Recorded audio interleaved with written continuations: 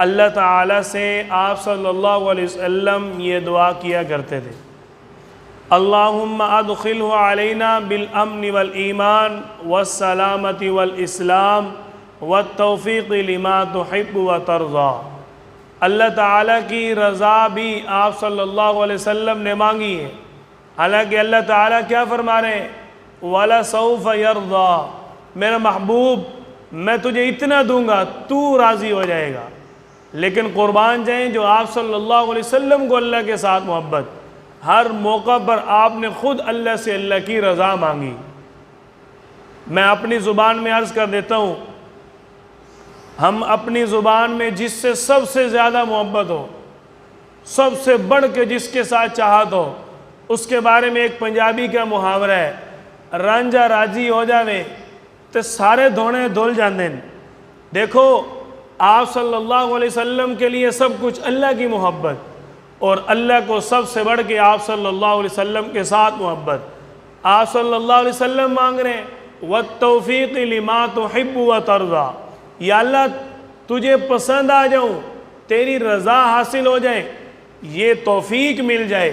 اور اللہ کیا فرما رہے ہیں، میرے محبوب وَلَسَوْفَ يَرْضَى، ہم تجھے اتنا دیں گے کہ تو راضی ہو جائے گا۔ یہ اللہ کو، آپ صلی اللہ علیہ وسلم کو، اور آپ صلی اللہ علیہ وسلم کی جو اللہ کے ساتھ محبت ہے اس کو اللہ نے بیان فرمایا۔ نیا سال شروع ہوتے ہی ہمیں شہادتوں کا درس ملتا ہے۔ سابقہ سال 1444 ہجری کا تھا، اب محرم الحرام 1445 ہجری کا آغاز ہو گیا ہے۔ ہمارے لیے پیغام یہ ہے کہ جو ہماری سابقہ سال میں غلطی، کوتاہیاں، گناہ ہوئے، ہم نے ان سارے گناہوں کی اللہ سے معافی مانگنی، سارے گناہوں کی پکی اللہ سے معافی مانگنی ہے، توبہ کرنی ہے۔ توبہ کرنے کے بعد آئندہ گناہوں سے بچنے کا پکا عزم کرنا ہے کہ یا اللہ پچھلے سال میں جو ہوا ہم اس کی معافی چاہتے ہیں۔ اللہ غفور رحیم ہے، ان اللہ یغفر الذنوب جمیعا، اللہ تعالیٰ سارے معاف کر دے گا۔ سچے دل سے ہم نے پچھلے سارے سالوں کی توبہ کر کے گناہوں کی معافی مانگنی اور آئندہ گناہوں سے بچنے کا عزم کرنا ہے کہ یا اللہ اسلامی سال کا آغاز ہو رہا ہے، اس سال میں ہم عزم کرتے ہیں کہ آئندہ گناہ نہیں کریں گے۔ سارے عزم کرتے ہیں نا، اللہ تعالیٰ سے معافی مانگ کر اللہ کو راضی کرنا ہے اور کوشش کرنی ہے محرم الحرام سے لے کر ذوالحجہ تک ہم نے اللہ کی نافرمانی نہیں کرنی۔ یہ ہمارا پکا عزم ہو، پکا صدق دل سے ہمارا یہ ارادہ ہو، تب جا کے اللہ کے ہاں ہم سرخرو ہو سکتے ہیں۔ نیا سال شروع ہوتے ہی مسلمانوں کو ان کی قدر و قیمت سے، ان کے صحیح علم سے، صراط مستقیم سیدھے راستے سے گمراہ کرنے والے کچھ عناصر، اسلام دشمن لوگ طرح طرح کے پروپیگنڈے کرتے ہیں۔ جیسے ہی محرم الحرام کا مہینہ شروع ہوتا ہے، عجیب و غریب خرافات بھی ساتھ ہی شروع ہو جاتی ہیں۔ ہم مسلمان کمزور ہیں، ہم اچھائی پہ اتنی محنت نہیں کرتے، ہمارا دشمن جتنی برائی پہ محنت کر رہے ہیں، کوئی موقع خالی نہیں جانے دیتے جس پہ بدعات، خرافات، رسومات کو رائج نہ کرتے ہوں، ہمارے اوپر مسلط کرتے ہیں۔ جیسے ہی محرم الحرام کا مہینہ آتا ہے تو ہمارے یہاں ایک ٹرینڈ چل جاتا ہے، اور جی محرم کے مہینے کے اندر مال زیادہ خرچ کرنا چاہیے، محرم کے مہینے میں ہی زیادہ ثواب ہے، محرم کے مہینے میں ہی ایصال ثواب کر سکتے ہیں، محرم کے مہینے میں ہی دیگے چڑھا کر ثواب پہنچانا ہے مرنے والوں کو۔ بھائی پورا سال کیوں نہیں، اور محرم میں ہی کیوں؟ شریعت میں اس بات کا کوئی وجود نہیں، بلکہ یہ شریعت کی مخالفت ہے۔ 10 محرم الحرام کو آپ صلی اللہ علیہ وسلم نے حکم دیا ہے کہ اپنے زندہ گھر والوں پر زیادہ سے زیادہ خرچ کرنا چاہیے۔ کن پر؟ زندہ گھر والوں پر، بھائی مرنے والوں پر نہیں۔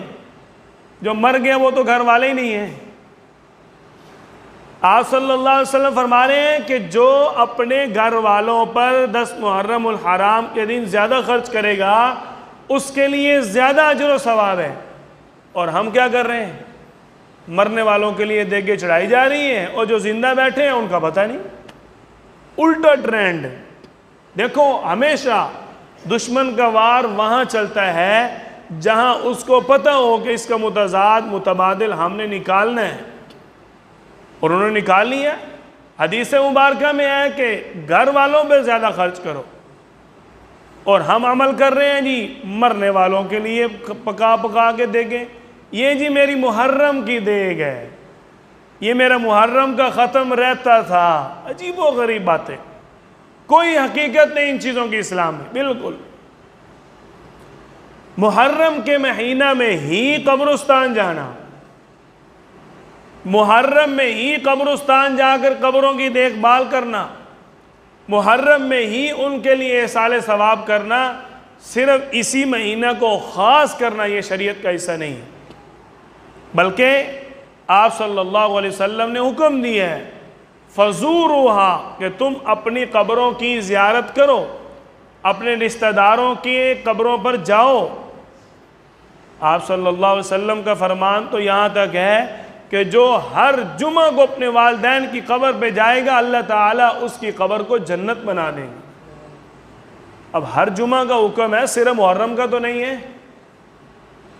جیسے ہی ہمارا یہ نئے سال کا آغاز ہوتا ہے اور نئے نئے پروپیگنڈے بھی شروع ہو جاتے ہیں، جیسے ہی مسلمان اپنی عبادات کی طرف چلنا شروع ہوتے ہیں فوراً اسلام دشمن لوگ بدعات اور رسومات کی طرف مسلمانوں کو کھینچنا شروع کر دیتے ہیں۔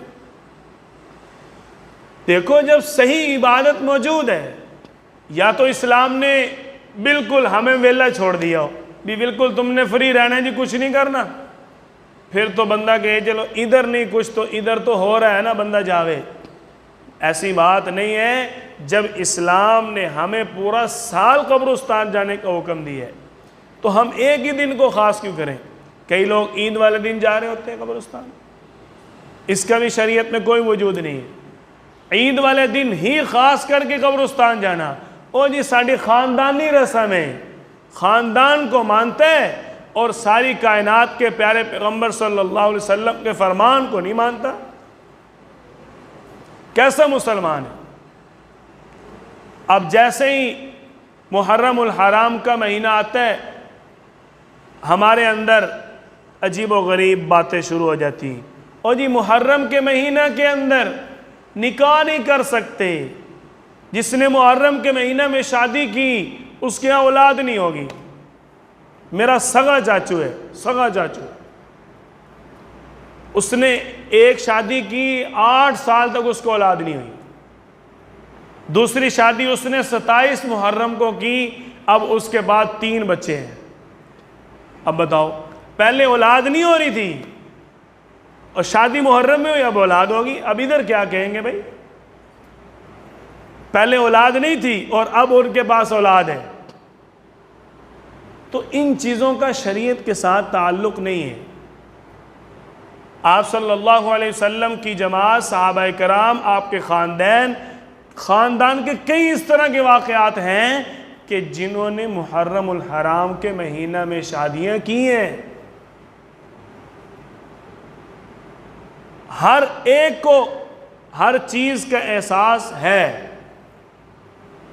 دیکھو اگر آپ صلی اللہ علیہ وسلم کے نواسوں کی شہادت کے دن یا ان کی جس مہینہ میں شہادت ہوئی، دکھ کرنا چاہیے، افسوس کرنا چاہیے، غم کرنا چاہیے، ہمیں سوگ منانا چاہیے۔ آپ بتائیں نواسوں کا مقام زیادہ ہے یا نانا سید الانبیاء کا مقام زیادہ ہے؟ اگر محرم کے مہینہ میں شادی نہیں ہو سکتی اس لیے کہ اس میں خاندان رسول صلی اللہ علیہ وسلم کی شہادتیں ہوئی ہیں، اور جس کی وجہ سے ان کو مقام مل رہا ہے ربیع الاول میں، جب ان کی وفات ہوئی ہے تو پھر ربیع الاول میں شادیاں کیوں؟ جیسے ہی 20 سفر ختم ہوتی ہیں، آگے ربیع الاول شروع ہو رہا تھا نا سفر کے بعد، تو فوراً جناب او جی ان صاف مہینے آ گئے، سادے مہینے آ گئے. کیا ہو گیا بھی صاف اور سادے کا کیا مطلب ہے؟ اللہ تعالیٰ نے قرآن پاک کے اندر فرمایا ہے، آپ صلی اللہ علیہ وسلم سے جب یہودیوں نے آ کر سوال کیا ان چاند کے مہینوں کے بارے میں، چاند کے اوقات کے بارے میں، تو اللہ تعالیٰ نے ایک ہی بات فرمائی، کوئی رسم و رواج یا ان چیزوں کو اللہ نے نہیں حکم دیا. یہ تو یہودی کیا کرتے تھے. یسألونک عن الأہلہ، آ کر آپ سے سوال کیا لوگوں نے کہ یہ چاند کیا ہے، چاند کے بارے میں پوچھا. اللہ تعالی نے فرمایا قل، آپ فرما دیجئے، ہی مواقیت للناس، یہ تم لوگوں کے لیے اوقات، مہینے اور دن بیان کرتا ہے. یہ چاند اس لیے ہے، اس کے علاوہ تو اللہ تعالی نے نہیں کچھ بیان کیا. ان مہینوں کو منحوس نہیں سمجھنا چاہیے، اس کا شریعت کے ساتھ کوئی تعلق نہیں. اس مہینہ کے اندر ہی ختم، میرا جی محرم کا ختم رہتا ہے، اس کا کوئی شریعت کے ساتھ تعلق نہیں. اجی ہم محرم کے اندر دیگ پکاتے ہیں ہر سال، اس کا کوئی شریعت میں وجود نہیں. خاص کر کے پکانے پر تو اللہ تعالیٰ کے پیارے محبوب صلی اللہ علیہ وسلم نے سختی سے منع کیا ہے، من تشبہ بقوم فہو منہم، جو جس قوم کی مشابہت کرے گا، جس قوم جیسے کام کرے گا، قیامت کے دن وہ اسی قوم کے ساتھ اٹھایا جائے گا. تو جو غیر مسلم اس طرح کے رسم و رواج کر رہے ہیں، اگر ہم ان جیسے کام کریں گے تو ہم نے قیامت والے دن ان کے ساتھ ہونا ہے. آپ صلی اللہ علیہ وسلم کا اگر ساتھ چاہتے ہیں، بدعات کو چھوڑ کر، رسومات کو چھوڑ کر، سنت کو پکڑ کر سکون والی زندگی گزارنی ہوگی. اللہ تعالی ہم سب کی ان بدعات سے، خرافات سے حفاظت فرمائے.